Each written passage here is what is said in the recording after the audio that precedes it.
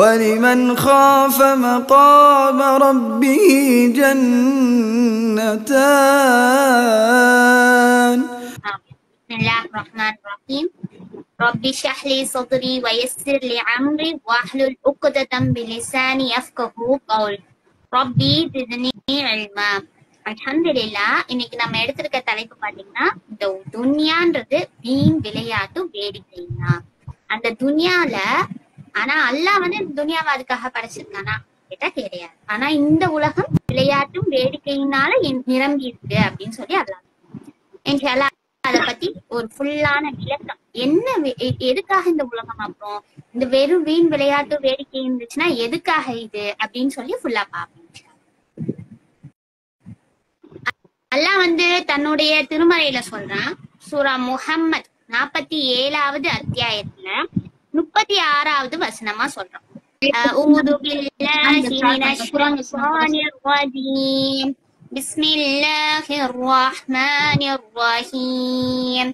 இன்னமல் ஹயாத்துத் துன்யா லஈப் வலஹும் வஇன் துக்மினு வதத்தகு யுக்திகும் உஜூரகும் வலா யஸ்அல்கும் அம்வாலகும். இந்த வசனத்துல அல்லாஹ் என்ன சொல்றான் அப்படின்னா, இவ்வுலக வாழ்க்கை எல்லாம் வீண் விளையாட்டும் வேடிக்கையும் தான். நீங்கள் மெய்யாகவே நம்பிக்கை கொண்டு அவனுக்கு பயந்து நடந்து கொண்டால் உங்கள் நற்போலிகளை உங்களுக்கு வழங்குவான். உங்கள் பொருட்களை அவன் தனக்காக உங்களிடம் கேட்கவில்லை அப்படின்னு சொல்லி அல்லாஹ் தன்னுடைய திருமறையில சொல்றான். இந்த வசனத்துல இருந்து என்ன தெரியும்னா, இந்த துன்யால நீங்க கேக்குற விஷயங்களை நீங்க அப்படியே கேட்டுட்டு விட்டுறாதீங்க. அதை நோட் பண்ணி வைங்க. இன்ஷா அல்லாஹ் அதை நோட் பண்ணி அது என்ன வசனம், என்ன குர்ஆன் ஆயத்துல இருக்கு அப்படின்றத போய் ஜஸ்ட் ரீட் பண்ணுங்க. ஏதோ ஒரு வசனத்தை அல்லாஹ் நம்ம காதுல போடுறான் அப்படின்னா அது நமக்கான படிப்பினை. அந்த வசனத்தின் மூலமா ஏதோ ஒரு விஷயத்த அல்லாஹ் நமக்கு சொல்ல வர்றான் அப்படின்னு அர்த்தம். அது எதுவா வேணா இருக்கணும். நீங்க ரீல்ஸ் ஸ்க்ரோல் பண்ணும்போது வருதா, இல்ல யாராவது உங்ககிட்ட பேசும்போது அசரீரியா ஒரு குர்ஆன் வசனத்தை சொல்றாங்களா, யாராவது 2 பேர் பேசிட்டு போகும்போது கூட அது கூட நமக்கு ஒரு படிப்பினையா இருக்கும். சோ எந்த ஒரு விஷயத்த கேட்டாலும் என்ன சூறால இருக்கு, எதுல இருக்கு அப்படின்ற ஜஸ்ட் நோட் பண்ணி கொஞ்சம் ஞாபகம் வச்சுக்கோங்க. ஒரு 2-4 நம்பரை ஞாபகம் வச்சுக்க மாட்டோமா, எவ்வளவு விஷயங்களை நம்ம ஞாபகம் வச்சுக்கோங்க. அல்லாஹுடைய அந்த 4 நம்பரை போயிட்டு ஒரு கிளான்ஸ் பார்க்கும்போது அது நமக்கு மன ஆறுதலா இருக்கலாம், நமக்கான இன்னைக்கான படிப்பினையா இருக்கலாம், நம்ம ரொம்ப நாள் தேடிட்டு இருக்கிறதுக்கான ஒரு விஷயமா இருக்கலாம் இன்ஷா அல்லாஹ். சோ அந்த ஆயத் நம்பரை சொல்லிருந்தேன். சூரா முஹம்மத் அதாவது 47வது அத்தியாயத்துல 36வது வசனத்துல அல்லாஹ் இத சொல்றான். அல்ஹம்துலில்லாஹ். அதற்கான விளக்கம் சொல்லுங்க. வந்து ரொம்ப கிளியர் தான். எல்லா அல்லாஹ் கிளியரா சொல்றான். ஆனா நான் பாக்குற விதம் வேற, நீங்க பாக்குற விதம். அல்லாஹ் ஒவ்வொருத்தவங்களுக்கும் ஒவ்வொரு பாடத்துல கருத்து தருவான். அது தவறு கிடையாது. அந்த தஃப்சீர் தான், ஒரே தஃப்சீர் தான், அந்த ஒரே விளக்கம் தான், ஒரே தர்ஜுமா தான்.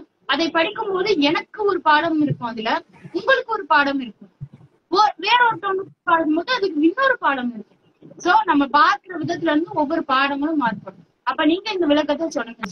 அல்ஹம்துலில்லாஹ். நம்ம வாழக்கூடிய வாழ்க்கைங்கிறது ஒரு செடிக்கு உதாரணம் தான். இப்போ வந்து ஒரு செடி வளருதுன்னா அது ஆரம்ப கட்டத்துல குட்டியா இருக்கும் போது அழகா இருக்கும். அதே போல அது வளர வளர அது அந்த கதிரை கொடுக்கக்கூடிய நேரத்துல அதனுடைய இளமை பருவத்தை அடையிற மாதிரி ரொம்ப செழிப்பா இருக்கும் போது ரொம்ப அழகா இருக்கும். அதை பாக்குறதுக்கே நமக்கு வந்து கண்ணு குளிர்ச்சியா இருக்கும். அது போக அதுக்கப்புறம் அறுவடை செஞ்சதுக்கு அப்புறம் தரிசு நிலமா ஆயிரும். இதே மாதிரிதான் அல்லாஹ் வந்து இந்த உலகத்தை ஃபர்ஸ்ட் என்ன, ஒரு குழந்தை இருக்குன்னா அது விளையாட்டு மாதிரி அந்த குழந்தையோட வாழ்க்கை இருக்கும். அதே போல அவங்க அடல்ட்ஹுட் அதாவது இளமை பருவத்தை அடையும் போது பல விஷயங்கள், பல மனோ இச்சைகள் வந்து அவங்கள ரொம்ப தூண்டும்.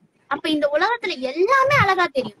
ஆனா அந்த பெண்ணை பார்த்து அழகா தெரியும், பெண்ணா அந்த ஆணை பார்த்து அழகா தெரியும், பார்க்கக்கூடிய விஷயங்கள் எல்லாமே அழகா தெரியும். அந்த பருவத்துல எல்லாமே அழகா தெரியும் அப்படின்னு. அப்ப ஒரு வந்து அசிங்கமா இருக்கக்கூடிய பொருள் அழகா தெரியும் அப்படின்னு ஒரு உதாரணமா சொல்லுவாங்க தமிழ்.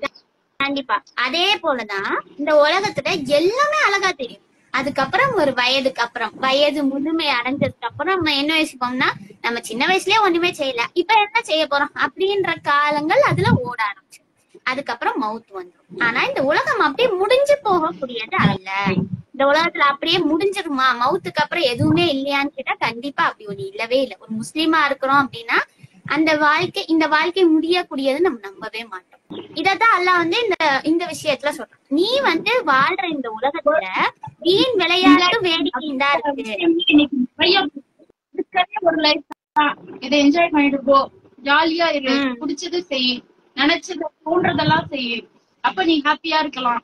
அதுக்கப்புறம் இறந்து போயிட்டா என்ன பண்ணுவ அப்படின்ற ஒரு கொஸ்டின் தான். ஆனா ஒரு முஸ்லீம் இதை வந்து அப்படியே டோட்டல் ஆப்போசிட். இருக்கிறது ஒரு லைஃப், அதை எப்படியாவது ஒழுங்கா வாழ்ந்துட நம்ம சொர்க்கத்துக்கு போக முடியும். இல்லைன்னா எவ்வளவு பெரிய தண்டனை இருக்கு அப்படின்ற மாதிரி நம்ம அதுதான் என்ன நினைக்கிறாங்க அப்படின்னா, இந்த உலகம்ன்றது வீண் விளையாட்டும் ஒரு அலங்காரமும் வேடிக்கையும் பிறரை கிண்டல் செய்யறதுலயும் மித்தத வந்து ரசிக்கிறதுலயும் தான் இருக்குது அப்படின்னு நீ நினைச்சிட்டு இருக்க. ஆனா இந்த உலகம் அதுக்கானது மட்டும் கிடையாது. இந்த உலகத்துல வீண் விளையாட்டு வேடிக்கையினால மூழ்கி இருந்தாலும் நீ இந்த உலகத்தை நான் எப்படி படைச்சிருக்கேன் அப்படின்னா விளையாட்டுக்காக படைக்கல அப்படின்னு சொல்லி அல்லாஹ் சொல்றான். இந்த உலகத்துல எல்லாமே இருக்கு, ஆனா இந்த உலகத்தை அதுக்காக படைச்சேன் அப்படின்னு கேட்டா கிடையாது அப்படின்னு சொல்லி அல்லாஹ் சொல்றான். அது போக நீ செலவு பண்ணக்கூடிய அல்லாஹ்வின் பெயரால நீ செலவு பண்ணக்கூடிய காசுக்கு அவன் உன்கிட்ட இருந்து எதிர்பார்க்கலாத நீயா தர்மம் செய்யணும் அப்படின்றதுக்காக தான் இந்த வசனம் வந்து முழுக்க இறங்குனது. அல்ஹம்துலில்லாஹ். சோ அல்லாஹ் வந்து நம்ம கிட்ட இருந்து எதையுமே எதிர்பார்க்கறதே கிடையாது. அவன் எதிர்பார்க்கறதெல்லாம் நீ ஒழுக்கமாயிரு, நீ இப்படி வாழு, இந்த உலகத்தை நான் உனக்காக படைச்சிருக்கேன், இதுல நிறைய டெஸ்ட் வைப்பேன், நீ அதுல எல்லாம் பயிற்சி பெற்றுவா அப்படின்னு சொல்றதுக்காக மட்டும்தான் இந்த உலகத்தை வந்து அல்லாஹ் சொல்றான். அதுக்காக தான் இந்த வசனம் இறங்கப்பட்டுச்சு. அல்ஹம்துலில்லாஹ்.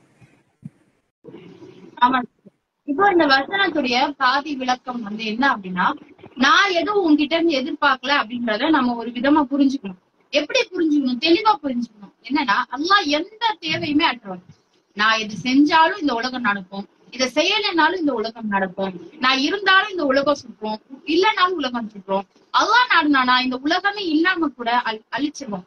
சோ அல்லாஹ்வுக்கு எல்லா சக்தியுமே இருக்கு, அல்லாஹ்வுக்கு எந்த தேவையுமே இல்லை. அப்போ எல்லாரும் ஒரு முஸ்லீமா இருக்கட்டும் ஒரு நான் முஸ்லீமா இருக்கட்டும் கேட்கிற விஷயம் என்னன்னா, அல்லாஹ்க்கு எந்த தேவையும் இல்லைன்னா நம்மள ஏன் படைக்கணும், நம்மள ஏன் நல்லவனா இருக்க சொல்லணும், நம்மளையே ஒழுக்கமா இருக்க சொல்லணும் அப்படின்னா அது எல்லாமே நம்மளுடைய நன்மைக்காக தான். ஒழுக்கமா இருந்தோம் அப்படின்னா, நல்லவனா இருந்தோம் அப்படின்னா நம்ம மன திருப்தியோட இருக்கலாம், நம்ம சந்தோஷமா இருக்கலாம், அல்லாஹ்வுடைய சட்டங்களை ஃபாலோ பண்ண நம்ம நேர்வழியில இருக்க முடியும். மனித நேயத்தோட சமூகத்தோடைய ஒரு சமநிலையோட இந்த உலகத்துல எல்லாரும் அமைதியா வாழ்றதுக்காக தான் இந்த சட்டங்களை அல்லாஹ் கொடுத்திருக்கான். மனிதனை படைக்கும் போது அல்லாஹ் ரொம்ப விருப்பமான ஒரு உயிரினமா படைச்சாங்களாம். மலக்குமார்கள் கேட்டாங்க, என்ன கேட்டாங்க? உலகத்துல பூமியில ரத்தம் சிந்தக்கூடிய ஒரு மனிதனை. அப்ப மலக்குகளுக்கு அல்லாஹ் ஆல்ரெடி சொல்லிட்டான், இதெல்லாம் படைச்சு இப்படி எல்லாம் இருந்தா ஒருத்தோட அடிச்சுட்டு இறந்து போமா, அப்படி இறக்கும் போது ரத்தம்லாம் சிந்துமா அப்படின்ற மலக்குகளுக்கும் அறிவு இருக்கு. மலக்குகளுக்கு அறிவு இல்லாம இல்ல, மலக்குகள் அல்லாஹ் சொல்ற கட்டளைகளை அப்படியே கட்டுப்படுவாங்க. ஆனா உங்களுக்கு ஒரு சிந்தனை இருக்கு. அப்போ அந்த சிந்தனை மூலமா அவங்க கேட்டாங்க. அப்போ அல்லாஹ் என்ன சொன்னா, உங்களுக்கு தெரியாது எனக்கு தான் தெரியும் அப்படின்னா அவங்க வந்து யாருலா எங்களுக்கு எதுவுமே தெரியாது எல்லாம் அப்படின்னு சொல்லிட்டாங்க. அப்போ அந்த ஆதம் நம்பிய படைச்சதுக்கு அப்புறம் அல்லாஹ் சொல்றான், மனிதனை உயர்ந்த படைப்பாக நாம் படைக்கணும் அப்படின்னு. உயர்ந்த படைப்புனா எந்த அளவுக்கு உயர்ந்தனா, மலக்குமார்கள் எப்படிப்பட்ட மலக்குமார்கள், அல்லாஹ்வுடைய கட்டளை அப்படியே கேட்கக்கூடிய மலக்குமார்களை சுஜூத் செய்ய சொல்லி சொன்னாங்க. அவ்வளவு பெரிய உயர்ந்த படைப்பாக படைச்சாங்க. ஆனா மனுஷன் எல்லாருமே தவறு செய்யக்கூடியவன் தான். அப்போ அதுக்கப்புறம் அல்லாஹ் என்ன சொல்றான், தாழ்ந்த ஒரு நிலைக்கு நாம ஆக்கினோம் அப்படின்னு சொல்றோம். இதை தஃசீர் செய்யும்போது என்ன சொல்றாங்கன்னா, தாழ்ந்த நிலை அப்படின்றது இந்த உலகத்துக்கு அமைச்ச நிலை இல்லை, அல்லாஹ் நரகத்துல தூக்கி போடுறாங்க. ஒரு தாய் ஒரு குழந்தைய நெருப்புல போடவே மாட்டான். ஒரு தாயை விட பல மடங்கு அன்புல இருக்கக்கூடிய அல்லாஹ் எப்படி நம்மள நெருப்புல போட விரும்புவான். ஆனா இந்த ஒரு விஷயத்த யோசிக்கும் போது நமக்கே கோவம் வரும். எப்படின்னா, இந்த உலகத்துல ரொம்ப கொடூரமா ஒரு பெண்ணை கற்பழிக்கிற ஒரு ஆணை பார்த்து எல்லாருக்கும் எவ்வளவு கோவம் வரும். ஒரு ரொம்ப கொடூரமா பல பேரை கொலை செய்யக்கூடிய ஒருத்தனை பார்த்து என்ன கோவம் வரும் நமக்கு. இதெல்லாம் விட ஒரு மனைவி ஒரு கணவனுக்கு துரோகம் செஞ்சுட்டா அப்படின்னா அந்த கணவனுக்கு எவ்வளவு கோவம் வரும். அப்போ நம்மள அல்லாஹ் படைச்சிருக்கான், நம்மள நம்பி இந்த உலகத்துல நம்மள அல்லாஹ் வந்து அமுச்சு வச்சிருக்கான். அப்போ அவனை தேடாம அவனை வணங்காம வேற ஏதோ ஒரு பொருளை எடுத்து வணங்கும் போது வேறொரு வேறொரு மனிதனுக்கோ வேற ஒரு உருவத்துக்கோ சக்தி, அவனோட சக்தி இருக்கு அப்படின்னு நம்ம சொல்லும் போது அப்ப அல்லாஹ்க்கு எவ்வளவு கோபம் வரும். நிச்சயமா அல்லாஹ்வுடைய கோபம், அல்லாஹ்வுடைய கருணை கோபத்தை விட மிகைத்ததுதான். இப்போ நம்ம எப்படியாவது மனம் திரும்பி அல்லாஹுவை தேட ஆரம்பிச்சிருவோமா, அல்லாஹுவை வணங்க ஆரம்பிச்சிருவோமா அப்படின்றதுக்காக தான் அல்லாஹ் வந்து இது வர்றதை பத்தி பேசிருக்கோம்ல. சோ அவ்வளவு கோபத்துக்கு ஆளாக்குறது நம்ம தான். அப்படி கோபத்துக்கு ஆளாக்கிட்டு அதுக்கப்புறமா அல்லாஹ் ஏன் நரகத்துல போட்டான்னா, அல்லாஹ் நரகத்துல போட மனுஷனை படைக்கல, அல்லாஹ் எல்லாருக்காகவும் தான் சொர்க்கத்தை படைச்சா. மனிதன் செய்யக்கூடிய காரியங்கள்னால தான் அல்லாஹ் நரகத்துல போடுறது. அப்படி என்ன மனுஷன் செய்யறான் அப்படின்னா, இந்த உலகத்துக்காக ஓடிக்கிட்டே இருக்கான். இப்ப எல்லாரும் உலகத்துல பிறக்குறாங்க, வாழ்றாங்க, இறக்குறாங்க, பிறகுறாங்க, வாழ்றாங்க, இறக்குறாங்க. ஒரு சைக்கிளா இதே. இது எதுக்காக ஒரு நாள் ஒரு பொழுது நம்ம யோசிச்சிருக்கோம்? எதுக்கு பிறந்தோம், எதுக்கு வளர்ந்தோம், எதுக்கு வாழ்றோம் அப்படின்னு நம்ம யோசிக்கிறோமா? ஒரு நாள் கூட யோசிக்கிறதே கிடையாது. நம்ம எங்க இருக்கோம், என்ன பண்றோம், சாப்பாடு எங்க இருந்து வருது, மழை எங்க இருந்து வருது, நமக்கு வீடு எங்க இருந்து வருது, நம்ம உழைக்கிறோமே, எல்லாரும் உழைக்கிறாங்க, சிலர் காசு கிடைக்குது, சிலருக்கு கிடைக்கல, எல்லாரும் வாழ்றாங்க, சிலர் நல்லா வாழ்றாங்க, சிலர் நல்லா வாழல, எல்லாரும் ரோட்ல போறாங்க, சிலருக்கு ஆக்சிடென்ட் ஆகுது, சிலருக்கு ஆகல. இதெல்லாம் நம்ம ஏன் யோசிக்கிறது இல்லை? இதெல்லாம் எங்க இருந்து நடக்குதுன்னு நம்ம நினைக்கிறோம். அதுவா தானாக நடக்குது அப்படின்னு. அப்போ ஒரு பர்பஸே இல்லாம ஒரு வாழ்க்கையை வாங்குது. சோ ஒரு பர்பஸ், எந்தமே பர்பஸ நம்ம தேடுறது இல்லை. ஏன் எதுக்கு அப்படின்றத தேடுறதே இல்லை. அதனாலதான் அல்லாஹ்வுக்கு அவ்வளவு கோபம். அதே போல படைச்சு விட்டுருக்கேன், மரணத்தையும் பாக்குறேன். சிஸ்டர் இல்ல, இப்போ ஒரு விஷயம் கூட நம்ம மத்தியில ரொம்ப பெருமையா நடக்கக்கூடிய ஒரு விஷயம் பாத்தீங்கன்னா, இந்த துன்யால அல்லாஹ் துன்யாவை வீண் விளையாட்டுக்காக படைக்கல. ஆனா இந்த துன்யாக்குள்ள இருக்கக்கூடிய மக்கள் வீண் விளையாட்டை வேடிக்கைன்னா செய்யறாங்கன்றதுக்கு ஒரு இப்ப நம்ம நிகழ்வுல நடக்கக்கூடிய ஒரு விஷயம், ஐபிஎல் மேட்ச். எத்தனை முஸ்லீம் தெரியுமா ஒரு ஐபிஎல் மேட்சுக்காக லைன்ல நின்று டிக்கெட் வாங்கி உள்ள போய் அவங்க தொழுகைக்கு விரைகிறாங்களா இல்லையான்னு அல்லாஹ்வுக்கு தான் தெரியும். இந்த மாதிரி ஒரு விஷயத்துக்கு அவங்களா போகலைன்னா கூட அவங்க நண்பர்கள் போறாங்க அப்படின்றதுக்காக அந்த ஒரு விளையாட்டுல மூழ்கி தன்னுடைய தொழுகைகளை விட்டுறாங்க, தன்னுடைய செயல்கள் அமல்களை விட்டுறாங்க, தன்னுடைய ஒரு தர்மம் செய்யறதுக்கு யோசிப்பாங்க, ஒரு தர்மம் செய்யறதுக்கு யோசிப்பாங்க, ஒரு மார்க்க கல்வியை படிக்கிறதுக்கு யோசிப்பாங்க, ஒரு குரான் எடுத்து ரீட் பண்றதுக்கு யோசிப்பாங்க. வெள்ளிக்கிழமை ஜும்மா முடிஞ்சா, தொழுகையாலேயே இருந்தாலும் வெள்ளிக்கிழமை ஜும்மா முடிஞ்சிருச்சுன்னா அவங்க சுண்ணத்தோட தொழுகாம ஓடுவாங்க, வியாபாரத்துக்காக ஓடுவாங்க. அப்படிப்பட்ட நபரு ஒரு ஐபிஎல் மேட்சுக்காக லைன்ல நின்னு டிக்கெட் வாங்கி மேட்சுக்கு போறாங்க. அது போக என்ன செய்யறாங்க, உட்காந்து டிவில குடும்பமா பாக்குறது, அந்த மேட்ச ரசிக்கிறது, ஏதோ நான் விளையாண்டு வின் பண்ண மாதிரி. அப்படி ஒரு அல்லாஹ் சொல்றான், இந்த உலகத்தை மறைக்கக்கூடிய எல்லாமே சூதாட்டம். சூதாட்டம் பக்கம் நெருங்காதீங்க. இந்த உலகத்துல என்ன மறைக்குது? தொழுகைய மறைச்சிருது, தாய் தகப்பனுக்கு செய்ய வேண்டிய அமல்களை மறைச்சிருது. ஒரு மேட்ச் பாத்துக்கு இருக்கவங்ககிட்ட போய் நீ இத போய் வாங்கிட்டு வாப்பான்னு தாய் பேசினா போவாங்களா? சோ எல்லாத்தையுமே மறைக்குது. இப்படி இந்த துன்யால நம்ம என்ன பண்றோம் அப்படின்னு கேட்டா, ஃபுல்லாவே மூழ்கி போய் இந்த விஷயங்களை மட்டும் பாக்கு. இத நம்மளால கண் கூட பார்க்க முடியுது. அதுக்காக தான் எல்லாம் சொல்றான், இந்த உலகம் விளையாட்டு கிடையாதுப்பா, இந்த உலகத்தை விளையாட்டுக்காக நான் படைக்கல, ஆனா நீ அப்படி ஆக்கிக்காதான்னு சொல்றான். ஆனா ரெண்டு வசனம் முரண்பாடே கிடையாது. அல்லாஹ் ஒரு வசனத்துல சொல்றான், இந்த இந்த வாழ்க்கைய நம்ம இந்த பூமிய வீணுக்காக படைக்கல அப்படின்னு சொல்றோம். சோ வேஸ்டா உனக்கு படைக்கல, ஒரு பர்பஸ்க்காக தான் படைச்சிருக்கேன் அப்படின்னு இந்த இடத்துல சொல்லுங்க. இன்னொன்னு, இந்த உலகத்துல இருக்க எல்லாமே வீணுன்னு சொல்றோம். அல்லாஹ் படைச்சது ஒரு பர்பஸ்க்காக, இப்ப வீணுக்காக இல்லைன்னா ஒரு பர்பஸ் இருக்கு. ஆனா உன்னை சுத்தி எல்லாத்தையும் நான் வீணுக்காக சும்மா வேஸ்டா தான் வச்சிருக்கேன். உனக்கு என்ன நீ தேடுறதுக்காக தான் இங்க வித்தியாசமா இருக்குன்னு நினைக்க கூடாது. என்ன இது ஒண்ணுக்கு ஒண்ணு முரண்படுதுன்னா, இந்த உலகத்தை நான் உனக்கு ஒரு பர்பஸ்க்காக படைச்சிருக்கேன். இந்த உலகத்துல இருக்கக்கூடிய எல்லா மனோ இச்சைகளும், அதைத்தான் நாங்க சொன்னேன், எல்லா மனோ இச்சைகளும் வீண் விளையாட்டுக்காக தான் அப்படின்னு சொல்லி அல்லாஹ்.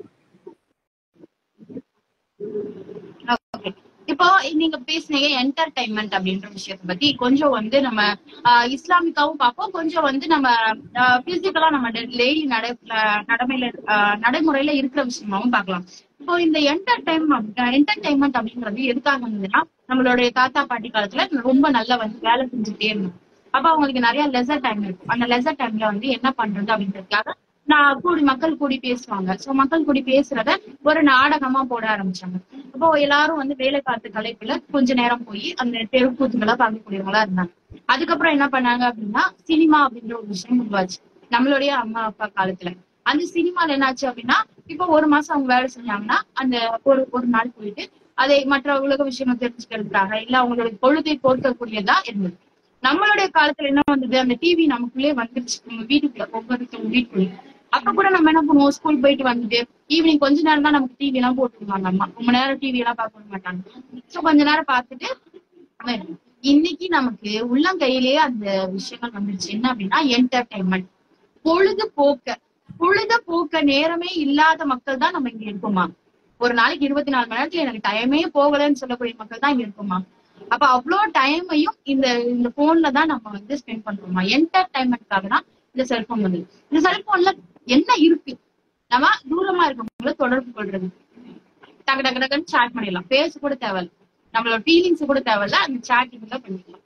அப்புறம் நம்ம பார்க்கக்கூடிய பேஸ்புக், இன்ஸ்டாகிராம், ட்விட்டர், அதுல வரக்கூடிய ரீல்ஸ், இதெல்லாம் இன்ஃபர்மேஷன் அப்படின்ற ஒரு பகுதியில நமக்குள்ள போகும். எல்லாத்தையும் கத்துக்கிறாங்க, இதை புதுசா கத்துக்கிறாங்க, அதை புதுசா கத்துக்கிறாங்க, இதை புதுசா பாக்குறாங்க.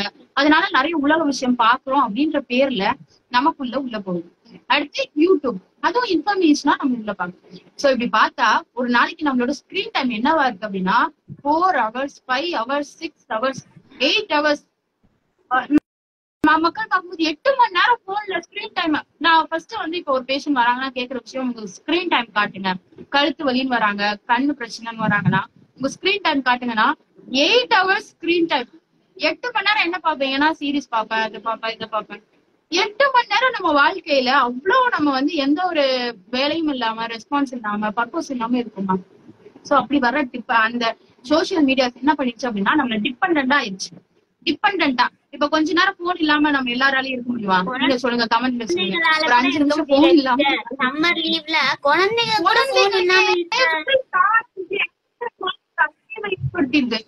போனை யூஸ் பண்ணி இப்படி பிள்ளைங்க கத்துக்கிறாங்க. முன்னாடி எல்லாம் ஆனா எழுத நமக்கு சொல்லி தருவாங்க கைய பிடிச்சு. இப்போ இப்படி போனை வந்து அசைக்கதான் வந்து எல்லா பிள்ளைங்க கத்துக்கிறாங்க, பாஸ்போர்ட் போல கத்துக்கிறாங்க, என்ன நம்மளுடைய பிங்கர் பிரிண்ட் எப்படி வைக்கணும் அப்படின்றத கத்துக்கிறாங்க. நல்லாதான் பாதுகாக்கணும். சோ நம்மள டிபெண்டா ஆக்கிடுச்சு. சோ நம்மள வந்து ஒரு அடிக்ஷனா ஒரு வந்து அது தேவை அப்படின்ற ஒரு விஷயமா மாத்திருச்சு. இது என்ன பண்ணுது அப்படின்னா, இதுல 2 விதமான பாதிப்புகள் இருக்கு. உலக ரீதியா சொல்லக்கூடிய விஷயங்களை அடுத்து நம்ம பார்ப்போம். உலக ரீதியா 2 விதமான பாதிப்புகள் இருக்கு. ஒண்ணு, நம்மளோட டைம் எல்லாத்தையும் அதை அப்படியே ஸ்வாலோ பண்ணி நம்மளே முழுங்கிடுது முழுசா. ஒரு ஏதோ ஒரு பர்பஸ்க்காக தான் போன் எடுத்துட்டு போயிருவோம், யாருக்காவது கால் பண்ண போயிருப்போம், அந்த நேரத்துல ஒரு நோட்டிபிகேஷன் வரும், உள்ள போனோடனே அப்படியே போய் அப்படியே ஒரு 1/4 மணி நேரம் முடிஞ்சிருச்சு, 1/2 மணி நேரம் முடிஞ்சிருச்சு, 1 மணி நேரம் அப்படியே முடிஞ்சிருச்சு. நம்மள அப்படியே முழுக்கக்கூடிய நம்மளுடைய நம்மளோட செல்ஃபியா விழுங்கக்கூடியதா இருக்கு. அதுல ஒரு சந்தோஷம் வரும் சிஸ்டர். என்னன்னா நிறைய ரீல்ஸ் பாத்துருப்போம், அதுல 2-3 வந்து இஸ்லாமிக்கா பாப்போம். அப்ப நம்ம என்ன நினைச்சுப்போம், சரி நான் இஸ்லாமிக்கா தான் பார்த்தேன், ஆனா அதுக்காக தானே போனேன் அப்படின்னு நினைச்சு அதுல நம்மளே சாட்டிஸ்ஃபைட் அடைஞ்சுக்கிறது, அந்த மாதிரியும் பண்ணிக்கிறது, செல்ஃப் சாட்டிஸ்ஃபைட் ஆயிரும்.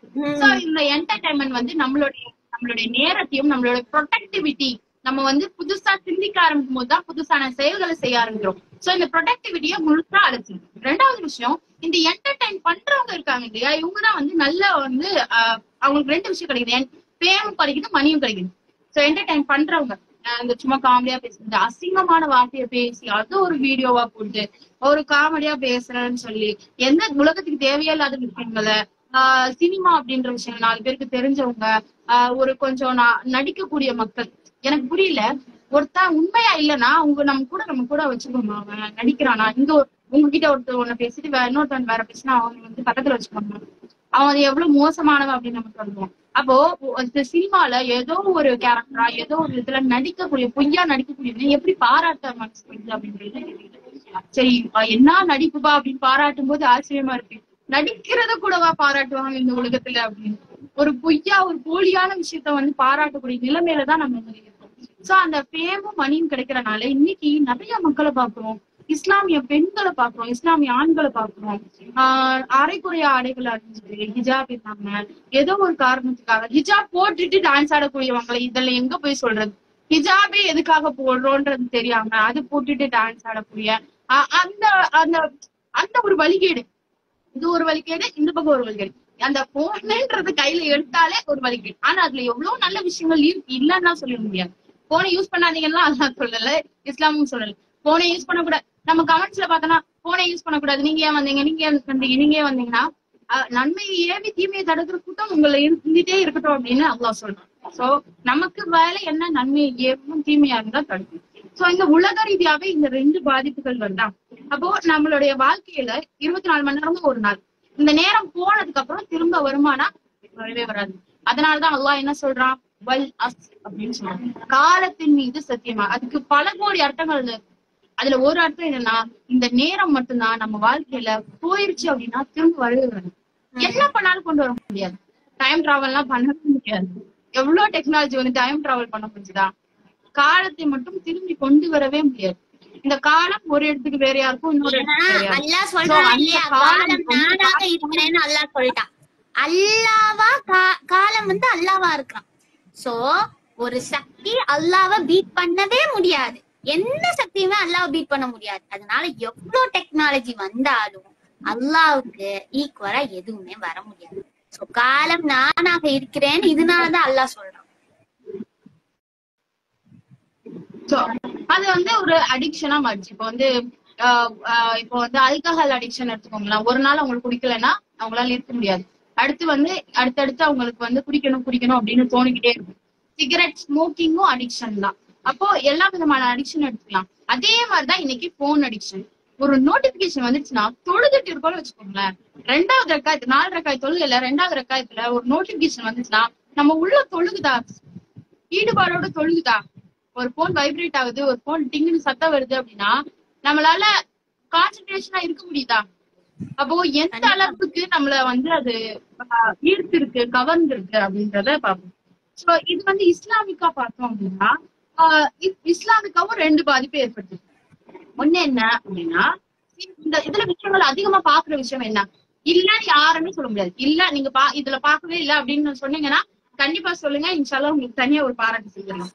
இந்த போல என்னென்ன வருது, சினிமா, பொய்யான விஷயம், பாட்டு, மியூசிக், எல்லா இடத்துலயும் கண்டிப்பா.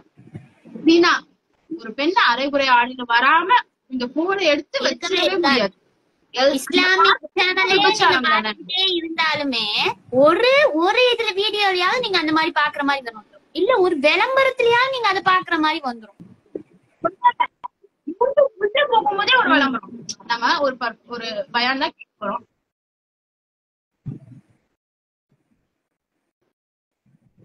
அவங்க விளம்பரமே போடல, அந்த யூடியூப்ல நம்ம போறதே ஒரு விளம்பரம். அதுல வந்து ஜினா இருக்கும். அவ அரைகுறை ஆடையில தான் போட்டு வருவாங்க. அதாவது பெண்கள் மூலமா தான் கவர முடியுமா மக்களை. அப்போ அந்த ஜினா அப்படின்றது விபச்சாரம் அப்படி அதிகமா நிரம்பி போயிருக்கக்கூடிய விஷயம். அதே மாதிரி இந்த போன்ல யார வேணா ஈஸியா கான்டாக்ட் பண்ணலாம். மூஞ்சி தெரிய தேவையில்ல, பேச தேவையில்ல, பழக தேவையில்ல, டக்குன்னு கான்டாக்ட் பண்ணலாம், பழகிடலாம், ஃப்ரெண்ட்ஸ் ஆயிடலாம், சாட்டிங். இது எங்க கொண்டு போய் முடிக்கும்? இதுவும் ஒரு ஜினா, அதுவும் விபச்சாரத்தை தான் கொண்டு போய் முடிக்கும். அதுக்கப்புறம் வல்கர்னஸ், கொலை, கற்பழிப்பு, அப்புறம் இன்னும் என்னெல்லாம் வல்கர்னஸ் இருக்குமோ, எப்படி எல்லாம் மனுஷனை கோபப்படுத்த முடியுமோ, எப்படி தவறான கருத்துக்களை திணிக்க முடியுமோ, அது எல்லாமே இதுல இருக்கு. அதுக்கப்புறம் என்ன இருக்கு? நெகட்டிவிட்டி, சோக பாடல்கள். இந்த சோக பாடல்கள் ஒரு விஷயம் இருக்குல்ல, இது மனிதனை வந்து மூவ் ஆன் பண்ண அடுத்த ஸ்டெப்புக்கு மூவ் பண்ணவே வைக்காது. இன்னைக்கு இருக்க அடல்குட், இன்னைக்கு இருக்கக்கூடிய மக்கள், இந்த டீனேஜ்ல இருக்க மக்கள் சும்மாவே இந்த சோக பாடல்கள், அந்த மியூசிக்க கேட்டு ஏதோ ஒரு விஷயத்துக்காக வருத்தப்பட வேண்டிய விஷயமே இருக்காது. அது கேட்டு தேவையில்லாம வருத்தப்படக்கூடிய நிலைமையில இது ஒரு விதமான ஃபுல்லா ஒரு விதமான பதிப்பு. இன்னொன்னு என்ன அப்படின்னா, அல்லாஹ்வை நினைவு கூறுறதை விட்டு நம்மள முழுசா வழி கெடுத்துருது. அப்போ இந்த நம்ம பார்த்துட்டு கொஞ்ச நேரம் வச்சுட்டா கூட நமக்கு வந்து திரும்ப அந்த பாடல்களும் நம்ம பார்த்த காட்சிகளும் தான் நம்ம மண்டிக்குள்ள வந்துட்டே இருக்கு. அப்ப அல்லாஹ்வை நினைவு கூறத கொஞ்சம் கொஞ்சமா அப்படியே முழுசா நிகழ்த்திட்டா அல்லாஹ் என்ன சொல்றான்? நீங்கள் என்னை நினைவு கூறுங்கள், நான் உங்களை நினைவு கூறுறேன்னு சொல்றேன். அப்ப நான் அல்லாஹ்வை நினைவு நீங்க வந்து என்ன நினைவு கூறினா நான் உங்களை நினைவு கூறுறேன், என்ன நோக்கி ஒரு அடி எடுத்து வச்சீங்களா, நான் உங்களை நோக்கி 2 அடி எடுத்து வைக்கிறேன். நீ என்ன நோக்கி நடந்து வந்தனா நான் உன்னை நோக்கி ஓடி வரேன்னு சொல்றான். படைச்ச ரப்புல் ஆலமீன் சொல்றான். நம்ம கூட இருக்கிற அம்மா சொல்ல மாட்டாங்க, நம்ம அத்தா சொல்ல மாட்டாங்க, நம்மளுடைய ஃப்ரெண்ட்ஸ் சொல்ல மாட்டாங்க, யாருமே சொல்ல மாட்டாங்க. ஒரு நல்ல விஷயத்துக்காக போறோம்னு வைங்களேன், அப்போ இதைய பண்ணிக்கிட்டே இதையே செஞ்சுக்கிட்டேன்னு சொல்றவங்கதான் நிறைய இருப்பாங்களே தவிர, இத பண்ணு இத செய்யன்னு சொல்றதுக்கு அல்லாஹ்வை தவிர வேற யாருமே இருக்க மாட்டாங்க. அப்போ அல்லாஹ்வை நினைவு கூறதை விட்டு நம்மள தூரமாக்குதா? அப்போ அல்லாஹ்வை நினைவு கூறலன்னா அல்லாஹ் நம்மள நினைவு கூற மாட்டான். அல்லாஹ் நினைவு கூறலன்னா என்ன கிடைக்காது? அல்லாஹ்வுடைய உதவி நமக்கு கிடைக்கவே கிடையாது, நிச்சயமா கிடைக்காது. அல்லாஹ்வுடைய உதவி, அல்லாஹ்வை நம்ம நினைவு கூறாம அல்லாஹ்வுடைய நினைவு உடல் வரவே வராது. நான் துவா செஞ்சுட்டே இருக்கேன், கேட்டுட்டே இருக்கேன் அப்படின்னா, நான் ஃபுல்லா டிவி பார்த்துட்டே இருக்கேன், தொழுகை நேரம் வந்தோடனே வேகமா ஓடி வந்து 5 நிமிஷம் தொழுகுறேன், துவா செய்யறேன், அப்புறம் ஓடிக்கிறேன், போய் துவா நம்மளே கேட்டு பார்ப்போம், நம்ம செய்யறது கரெக்டா அப்படின்னு கேட்டு பார்த்தோம் அப்படின்னா எப்படி வந்து நம்ம இதை ஆனா கண்டிப்பா அல்லாஹ் கொடுப்பான். அப்ப கேட்டா கூட கொடுப்பான், அப்படி கேட்டாலும் இருந்தாலும் நம்மள நம்ம வந்து சுய பரிசோதனை செய்யணும். அப்ப அல்லாஹ்வை நினைவு கூறது விட்டும் அப்புறம் இஸ்லாத்துக்கு எதிரியான எல்லா விஷயங்களையும் கொண்டு வந்து திணிக்கக்கூடிய ஊடகமா இது இருக்கு. அப்ப எவ்வளவு கவனமா இந்த போன்ல இருக்கணும் அப்படின்றத நம்ம யோசிக்கணும். அதுக்கப்புறம் அதே மாதிரி இந்த உலகத்துல பிறந்ததுல இருந்து நம்ம ஏதாவது ஒரு தேவையை தான் ஓடிட்டே இருக்கோம். நீங்க சொன்ன மாதிரி குழந்தையில இருந்து பிறகுதா கொஞ்சம் விளையாடணும், அதுக்கப்புறம் கொஞ்சம் வளர்றாங்களா ஸ்கூல் சேர்த்துவாங்க, அப்புறம் காலேஜ் சேர்த்துவாங்க, அங்க மார்க் எடுக்கணும், நல்ல ஸ்கோர் எடுக்கணும், அதுக்கப்புறம் கொஞ்சம் வளர்றாங்களா நல்லா சம்பாதிக்கணும், சம்பாதிச்சதுக்கு அப்புறம் கல்யாணம் பண்ணணும். இந்த கல்யாணம்ன்ற விஷயத்துல நிறைய ஆண்களும் சரி நிறைய பெண்களும் சரி தன்னோட வாழ்க்கையோட பாதி வாழ்க்கையை நடந்துடுறாங்க. கல்யாணம் எல்லாருக்கும் அல்லாஹ் கொடுப்பான், சரியான நேரத்துல சரியான துணை கூட கண்டிப்பா வந்து அல்லாஹ் எல்லாரையும் ஜோடியா தானே படிச்சுக்கலாம், கண்டிப்பா கொடுப்பான். எனக்கு இதுதான் இவங்கதான் வேணும், எனக்கு அவங்கதான் வேணும். நமக்கு நிறைய மெசேஜ் வருது, நான் பதிவு பண்ணி ஆகணும், எனக்கு இவங்க கிடைக்கிற என்ன துவா செய்யணும், இவங்களுதான் நான் திருமணம் முடிச்சுக்கணும். நான் வந்து சொல்ற விஷயம் என்னன்னா, சிறந்ததை அல்லாஹ் கிட்ட கேட்கணும். அல்லாஹ் சிறந்ததை நம்மளுக்கு கொடுப்பான் அப்படின்னா நம்மளுடைய உள்ளம் அந்த சிறந்ததை தேடுறது கிடையாது. ஏதாவது ஒரு விஷயத்த பிக்ஸ் பண்ணிட்டு இதுதான் வேணும்னா அதை கொடுத்து அல்லாஹ் சொல்லிச்சானா என்ன பண்ணுவோம், நம்ம முடிச்சு பார்க்கணும். சோ இன்ஷா அல்லாஹ் இந்த திருமணம்ன்ற விஷயத்தை தாண்டி உலகத்துல எவ்வளவோ இருக்கு. திருமணத்தை தாண்டி அல்லாஹவை சிந்திக்கக்கூடியவங்களா இருக்கு. அல்லாஹுக்காக அல்லாஹ்வுடைய வாழ்க்கைக்கு அல்லாஹ்வுடைய தேடலுக்காக நம்ம வாழ்க்கையை ஸ்பெண்ட் பண்றவங்களா இருக்கு. தேடலுக்கே ஓடிக்கிட்டே இருந்து அப்புறம் வளர்ந்ததுக்கு அப்புறம் திருமணம் முடிச்சதுக்கு அப்புறம் குழந்தை குட்டிகள்லாம் வரும். குழந்தைங்களை பாக்குறதுக்கு வளர்க்கறதுக்கு திரும்ப வயதான வயது முதிர்ந்த காலத்துல இறைவனை தேடுறது, வயது முதிர்ந்த காலத்துல நமக்கு உதவி எங்க இருந்து வரணும் அப்படின்னு ஏற்படும். இப்போ இந்த விஷயங்கள் எல்லாம் செஞ்சு முடிச்சோடனே வாழ்க்கையும் முடிஞ்சு போயிடும். ரொம்ப ரொம்ப ஷார்ட்டான லைஃப். இப்ப திரும்பி பார்த்தோம்னா தெரியும் இவ்வளவு ஸ்பீடா நம்ம ஓடி வந்திருக்கோம் அப்படின்றது, இவ்வளவு ஃபாஸ்டா முடிஞ்சிருச்சா அப்படின்னு கேட்கக்கூடிய நிலைமையில தான் இருக்கும். இந்த ஷார்ட்டான லைஃப்ல எப்படியாவது அல்லாஹ்வை வந்து நினைவு கூறக்கூடியவங்களா, அல்லாஹ்வை மட்டுமே விரும்பக்கூடிய மக்களா, அல்லாஹ்வுடைய உதவியை கேட்கக்கூடிய மக்களா நம்ம இருக்கணும். அல்லாஹ் வந்து ஒரு வசனத்துல ரொம்ப அழகா சொல்லியிருப்பான். நீங்க சொன்ன விஷயம்தான் அல் ஹதீத்ல 57 சூரா 57ல 20வது வசனமா சொல்றான், மனிதர்களே நீங்கள் அறிந்து கொள்ளுங்கள், நிச்சயமாக இவ்வுலக வாழ்க்கை எல்லாம் விளையாட்டும் வீணும் அலங்காரம். அலங்காரம்னா என்ன? அலங்காரம் ஃபார் எக்ஸாம்பிள் இன்னைக்கு இருக்கக்கூடிய இன்ஸ்டாகிராம்ல, இன்னைக்கு இருக்கக்கூடிய பேஸ்புக்ல ரீல்ஸ்ல வரக்கூடிய பெண்கள் எல்லாம் பாருங்களேன், நிறைய ஃபில்டர் எல்லாம் போட்டு வச்சிருப்பாங்க. ஃபில்டர்ல எல்லாம் பார்க்கும்போது இல்ல ஃபில்டரே இல்ல கூட நார்மல் கேமரால ஒரு போட்டோ எடுக்கிறதுக்கும் நேர்ல அவங்களை பாக்குறதுக்கு நிறைய டிஃபரன்ஸ் இருக்கு. அப்போ ஒரு அந்த இது பார்க்கும்போது இன்னும் இவ்வளவு டிஃபரன்ஸா இருக்கு, போன்ல பார்க்கும்போது அப்படி இருந்துச்சு, நேர்ல பார்த்தா இப்படி இருக்கு அப்படின்னு. அப்போ இந்த ஏமாற்றம் இருக்குல்ல, அதுதான் அலங்காரம். இந்த உலகமே இந்த மொத்த நம்மளை சுத்தி பார்க்கிற எல்லா விஷயமும் அலங்காரம் அப்படின்னு சொல்றாங்க. அலங்காரமும் அது உங்களுக்கு இடையில் பெருமை அடித்துக் கொள்வதும், இதுதான் ரொம்ப முக்கியமான விஷயம். நான் வந்து பேம தேடி விடுறதா இருக்கட்டும், பணம் தேடி விடுறதா இருக்கட்டும், எது கிடைச்சாலும் பெருமை அடிக்கிறது, நான் பெரிய ஆளு, நான் பெரியவன், அத நான் வந்து என்கிட்ட அது இருக்கு, என்கிட்ட இது இருக்கு அப்படின்னு சொல்லி பெருமை அடிக்கிறது தான் உங்களுக்கு இது இந்த உலகமே இருக்கு அப்படின்னு நல்லா சொல்றோம். அதுதான் நம்ம செய்யக்கூடியவங்களாவும் இருப்பாங்க, பாதுகாக்கணும்.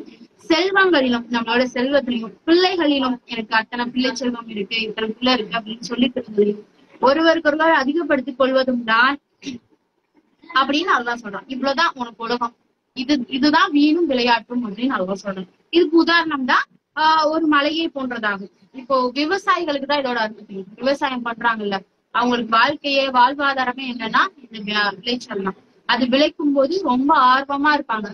அந்த பயிர் வருது அப்படின்னு ரொம்ப சந்தோஷப்படுவாங்க. அது மறுநாள் ஃபுல்லா காஞ்சு போய் சருகா மாறிடுச்சுன்னா அவங்களோட விளைவு என்னவா இருக்கும்? அந்த ஒரு உதாரணத்தை இந்த உலகத்துக்கு நமக்கு அவங்க எடுத்துக்காட்டா காட்டுறான். இப்போ இன்னைக்கு நமக்கு ரொம்ப ஆசையா இருக்கும், இந்த விஷயத்த செய்யணும், அந்த விஷயத்த செய்யணும், நம்மளும் பெரிய ஆளாகணும், நமக்கும் ஃபேம் இருக்கணும், நமக்கும் நிறைய ஃபாலோவர்ஸ் இருக்கணும், நம்மளும் இதை பார்த்துட்டே இருக்கணும், அதுக்கப்புறம் இதை தெரிஞ்சுக்கணும், அதை தெரிஞ்சுக்கணும், உள்ள போய் நிறைய விஷயங்களை ஏமாறக்கூடிய மக்களா தான் இருக்கும்.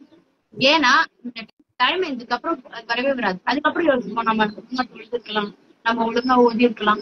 ஏன்னா கபருக்கு போகும்போது அந்த மனிதனுடைய ரிக்ரெட் என்னவா இருக்கும்? அவன் கேட்பான், நான் மண்ணோடு மண்ணா ஆகிருக்க வேணாமா, இப்படி அல்லாஹ்வை நினைவு கூறாம நான் இருந்துட்டேனே அப்படின்னு அவன் கேட்பான். அப்ப அந்த ரிக்ரெட்டுக்குள்ள நம்ம போயிடக்கூடாது. சோ இப்பயே நம்ம பாருங்களேன், வாழ்க்கையில பெரும்பாலான நாட்களை இதுலதான் நம்ம கழிச்சிருக்கோம். இந்த சோசியல் மீடியால இன்னொன்னு என்னன்னா இன்ஃபுளுயன்ஸ் அப்படின்ற வார்த்தை. யாரா இருந்தாலும் இன்ஃபுளுயன்சர் அப்படின்றதுல பெருமையா சொல்றாங்க இல்லையா? இந்த இன்ஃபுளுயன்ஸ் பத்தி உங்களுக்கு தெரியுமா சிஸ்டர்? இன்ஃபுளுயன்ஸ் அப்படின்னா அதுதான் சிஸ்டர். இது என்னன்னா ஒருத்தவங்களுக்காக இன்னொருத்தவங்க அதை ஆட் பண்ணி கொடுக்கறது, அதுக்காக கமர்ஷியலா நடிச்சு கொடுக்கறது, அந்த மாதிரி ஒரு விஷயம். இன்ஃபுளுயன்ஸ் அப்படின்ற வார்த்தைக்கு அர்த்தம் என்னன்னா, இப்ப நான் உங்களை மாற்ற முடியும்.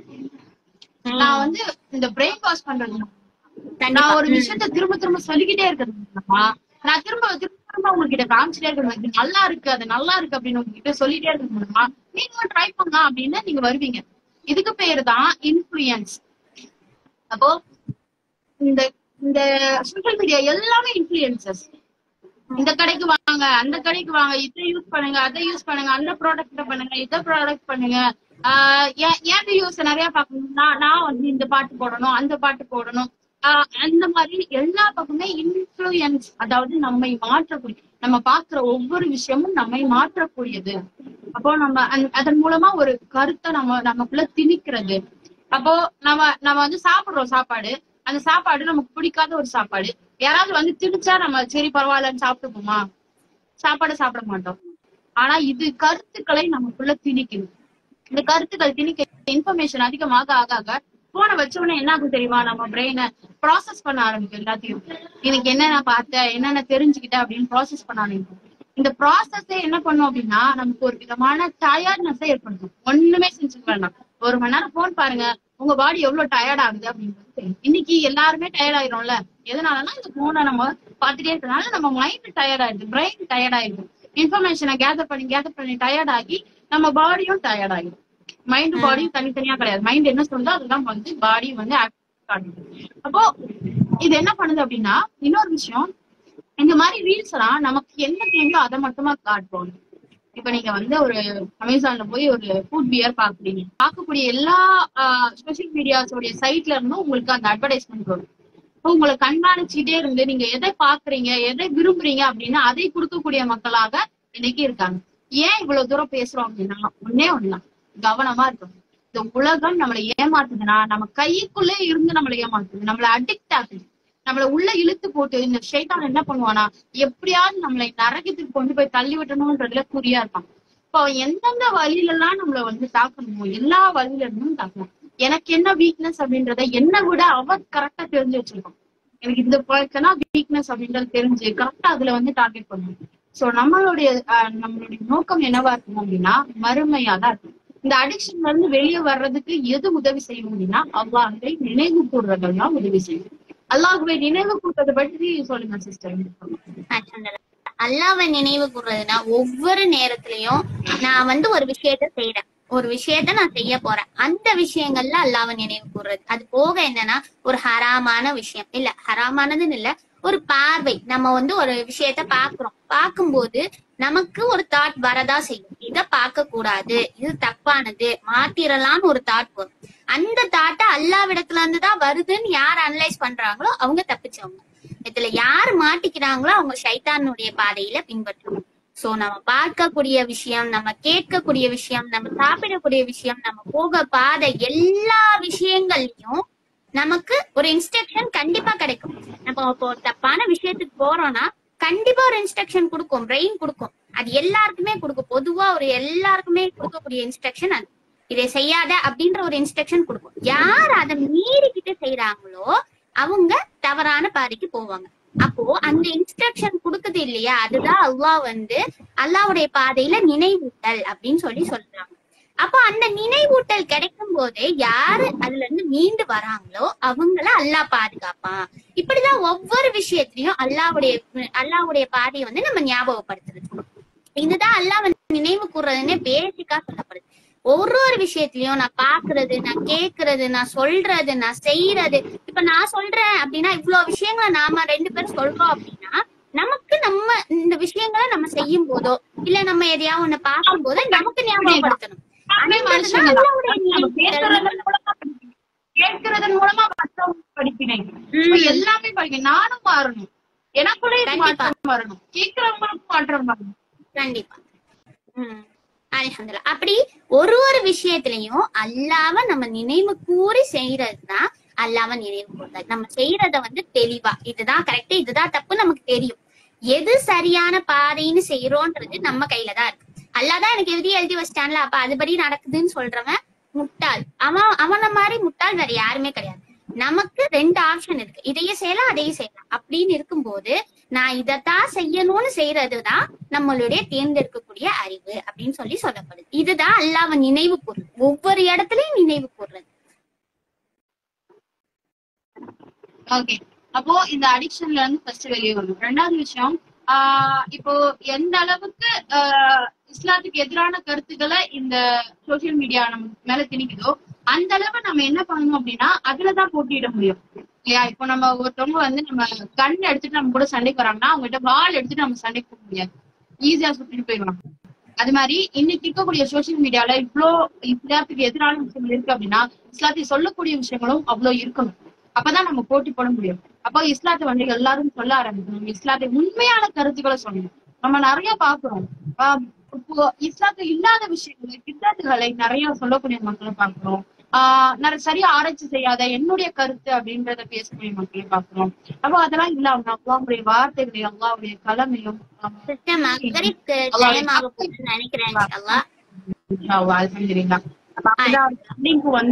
எல்லா விஷயமும் இவ்வளவுதான். நினைவு கேட்கக்கூடிய விஷயங்களுக்கும் நம்ம பதில் சொல்லிடலாம். நம்ம மோஸ்ட்லி கமெண்ட் படிச்சதுல என்ன சொல்றாங்க அப்படின்னா IPL பாக்குறது ஹராமா, அப்ப நான் IPL பார்த்தது ஹராமா, நோ ஸ்பீச் போடாம இருக்கீங்களே அது ஹராம் இல்லையா? ஃபர்ஸ்ட் ஹராம் ஹலால்னா என்னன்னு தெரிஞ்சுக்கங்க. ஹராம் ஹலால்னா அல்லாஹ் குர்ஆன்ல இதுதான் ஹராம்னு சொல்லியிருக்கான், இதுதான் ஹலால்னு சொல்லியிருக்கான். இதை யார் விளங்கிக்கிறாங்களோ அவங்க ஹராம் ஹலால்ல இருக்கிறாங்க. இப்போ ஒரு விஷயம் இருக்குது, நான் IPL பாக்குறேன், இது ஹராமான்னு கேட்டா இது ஹராம் கிடையாது. இதுல எப்ப ஹராம ஆகும் அப்படின்னா எப்போ அந்த விஷயம் தொழுகையை விட்டு உங்களை தடுக்குதோ, தொழுகையை விட்டு தடுக்குது. அது இல்லாம எதையாவது ஒரு விஷயம் நம்ம பாக்குறோம், ஒரு ஹராம் ஒரு பார்க்க கூடாத விஷயம் வருது, பாக்குறோம். IPL பாக்குறீங்க, 2 நாள் IPL பாக்குறீங்க, 2 நாளா 3 நாளா எனக்கு தெரியல.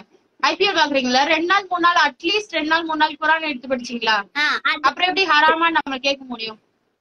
கரெக்ட். அது போக போய் மேட்சுக்கு போறாங்க, அதுக்கு காசு செலவு பண்ணி பாக்குறாங்க, அதுக்குன்னு ஒரு காசு செலவு பண்ணி பண்றாங்க. அந்த காசை தர்மம் செஞ்சா மறுமையில அது சதகுல் ஜாரியாவும் நிற்கும்.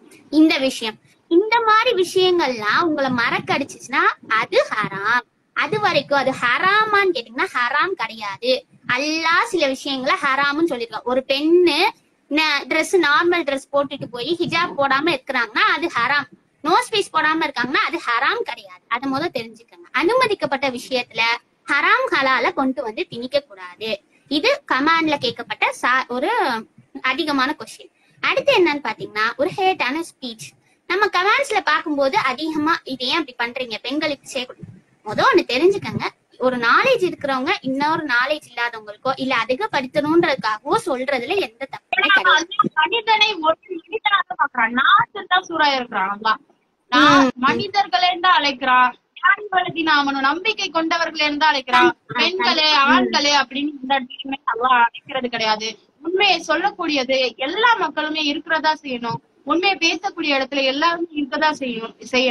அது கண்டிப்பா. கூட இங்க நம்ம உங்களை வந்து கவருது குறைவான அப்படின்னா அப்ப பேச்சுகள் கிடையாது. அதே போல இங்க நம்ம குழஞ்சு யார்கிட்டயும் பேசுறது கிடையாது. குழஞ்சுக்கிட்டு நீங்க இப்படி வந்துருங்க அப்படின்னு குழஞ்சு இங்க எந்த பேச்சுவார்த்தையும் கிடையாது. அல்லாவையும் அல்லாவுடைய தூதரையும் தவிர்த்த வார்த்தைகள் இங்க கிடையாது. அல்லாவுடைய வசனங்கள் அன்றிய வார்த்தைகள் இங்க கிடையாது. அதே போல அல்லாஹ் தடுத்த விஷயங்கள் இங்க எதுவும் நடக்கப்படல.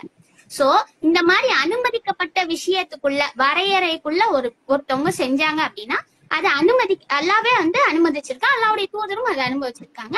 அதனால நம்ம இந்த விஷயங்கள்லாம் அதிகமா செய்யறோம்.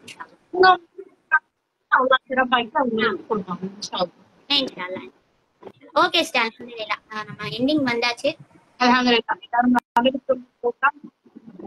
தொழுகை ரொம்ப ரொம்ப இம்பார்ட்டன்ட். இன்ஷாஅல்லாஹ் தொழுகை மூலமா அல்லாஹ் உதவி செய்வோம். ஓகே. ஏன்னா அல்லாஹ்வை நினைவு கூர்றது தொழுகை தானே. தொழுகையின் மூலமா தான் அல்லாஹ்வை நினைவு கூறும். சோ அந்த நினைவு கூர்றது தான் இவ்வளவு விஷயத்துல இருந்து நம்மளை பாதுகாக்கணும்னா அதை ஃபர்ஸ்ட் செய்வோம். ஓகே. Any question? சுப்ஹானக அல்லாஹும்ம வ பிஹம்திக அஷ்ஹது அன் லா இலாஹ இல்லா அன்த அஷ்ஹது அன் லா இலாஹ இல்லா அன்த அஸ்தக்ஃபிருக வ அத்தூபு இலைக். இன்னொரு ஒரே ஒரு விஷயம் இந்த இடத்துல சொல்லி ஆகணும். இந்த அசிங்கமான கமாண்ட் போடுறது வந்து எங்களை அசிங்கப்படுத்துவதாக இல்லை. அது வந்து ஒரு விஷயம் ஒண்ணு புரிஞ்சுக்கோங்க. உங்களை நீங்களே உங்களுடைய தரத்தை வெளிக்காட்டக்கூடிய விஷயம். உங்களுடைய தரத்தை நாங்க புரிஞ்சுக்கிறதுக்கு நீங்க காட்டுற விஷயம் தான் இந்த அசிங்கமான வார்த்தைகளை இந்த இடத்துல யூஸ் பண்றது. சோ உங்களை பற்றி நாங்க தெரிஞ்சுப்போம். இந்த மனிதர் இந்த மதிப்புலதான் இருக்காரு, இவ்வளவுதான் அவரை மதிக்கணும் அப்படின்றத நாங்க தெரிஞ்சுக்கிறதுக்காக நீங்க தரணும். அது எந்த விதத்திலும் எங்களை பாதிக்காது. அல்லாஹ் கிட்ட நாங்க எல்லா பொறுப்பையும் ஒப்படைச்சிருக்கோம். சோ அல்லாஹ் வந்து டைரக்டா பதில் சொல்லுமா. சோ அசிங்கமா கமெண்ட் பண்றாங்க, அசிங்கமா பேசுறாங்க, அது எல்லாமே உங்களை பற்றி நீங்கள் தெரிந்து கொள்வதற்காக, உங்களை பற்றி மக்கள் கிட்ட நான் இவ்வளவுதான் மதிப்புக்குரியவன் அப்படின்றத தெரிஞ்சுக்கிறதுக்காக என்னை தானே தாழ்வுபடுத்தக்கூடிய ஒரு விஷயம் அப்படின்றத நீங்க தெரிஞ்சுக்கோங்க. இதுதான் இன்ஷா அல்லாஹ். ஒரு நிறைவான பேச்சு. அல்லாஹ் வந்து இந்த இடத்துல நம்மளுடைய பாவங்களை மன்னிச்சு நம்ம ஏதாவது தவறாக சொல்லியிருந்தாலும் நம்மளுடைய பிழைகளை பொறுத்துட்டு அல்லாஹ் உங்களுக்கும் எங்களுக்கும் இங்க இருக்கிற எல்லாருக்கும் பரக்கத் செய்யட்டும். ஓகே, ஜஸாக்குமுல்லாஹ் ஹைரன் கஸீரா. அஸ்ஸலாமு அலைக்கும் வரஹ்மத்துல்லாஹி வபரகாத்துஹு. வ அலைக்கும் ஸலாம் வரஹ்மத்துல்லாஹ்.